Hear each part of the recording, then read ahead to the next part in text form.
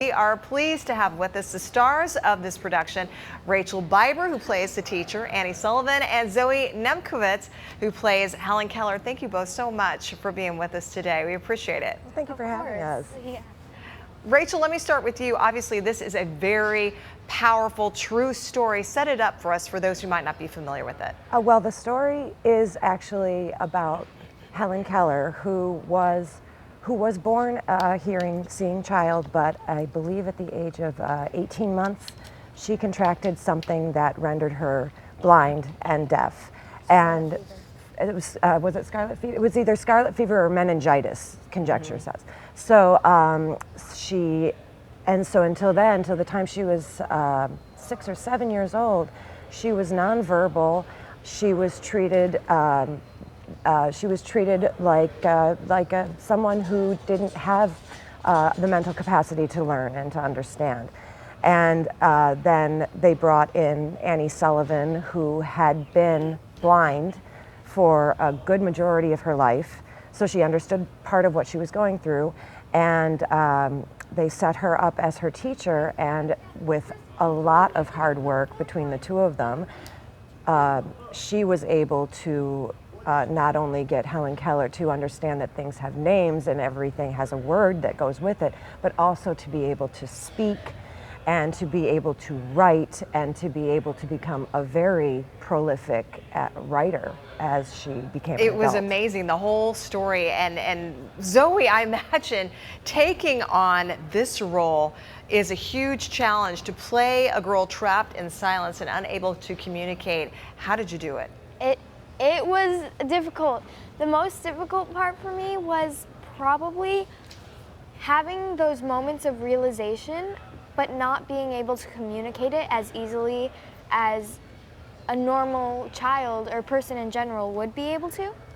Because I can't speak, I can't listen, I can only use touch, taste, and that's pretty much it. that's pretty much it, And yeah. smell. And Touch, smell. taste, and smell. Yeah, but I think we have a clip here. Let's watch this really quickly. Egg. E-G-G. It has a name. The name stands for the thing. Oh, it's so simple. Simple as birth to explain. Helen, the chick has to come out of its egg sometime. You come out too. There's only one way out for you, and that's language. To learn that your fingers can talk and say anything you can name, like. Wow. Rachel, of course, obviously a lot of these scenes include intense emotions, some physical scenes as well. How did you prepare to tackle those scenes? It was very difficult a lot of these scenes are extremely physical, and to be that physical with a child, I'm a parent myself, and there was a lot of understanding between Zoe and I. We have a lot of trust in each other, that we are not going to hurt each other, and that we are going to communicate very well with each other what we need in each of these scenes.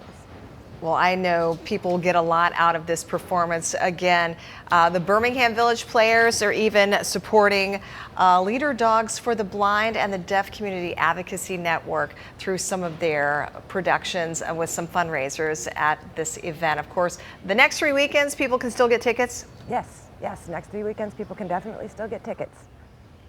Fantastic. And where can they go to get more information? They can go to thevillageplayers.com, birminghamvillageplayers.com. Great. And we also have it for everybody on WXYZ.com. Rachel, Zoe, thank you so much. We really appreciate you being here today. Thank you so much for having us.